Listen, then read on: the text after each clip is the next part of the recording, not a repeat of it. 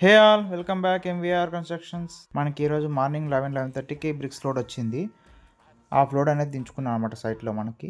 ఎందుకంటే క్లయింట్ మళ్ళీ మనకి పైన సెకండ్ ఫ్లోర్లో ఒక room attach washroom and common washroom చెప్పారనమాట. సో దానికోసము మొత్తం అది ఏరియా వచ్చేసి మనకి 19/23 దాదాపు 437 స్క్వేర్ ఫీట్స్ వస్తుంది. అందుకోసమని ఒక 4,000 to 5,000 బ్రిక్స్ అనేది దింపించాయి ఈరోజు. కాంపౌండ్ వాళ్ళు కూడా వర్క్ అనేది స్టార్ట్ చేశాను కదా, మీ అందరికి తెలిసిందే కదా. ఏంది ఇక్కడ హెచ్చులు తగ్గుతుంది అనుకుంటున్నారా?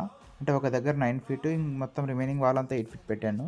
క్లయింట్ 8 ఫీటే అడిగారు, బట్ 9 ఫీట్ వాళ్ళు కూడా జస్ట్ ఒక 2 దగ్గర పెట్టాను అనమాట. మీకు కనిపిస్తుంది క్లియర్గా 2 బిట్స్. ఎందుకంటే క్లయింట్ చూసిన తర్వాత ఓకే అంటే 8 ఫీట్కి స్టాప్ చేస్తాను, లేదంటే 9 ఫీట్ కంటిన్యూ చేయాలన్నమాట. అందుకని మొత్తానికి ఓ 2 బిట్స్ అనేది వేయించా క్లయింట్కి శాంపుల్గా.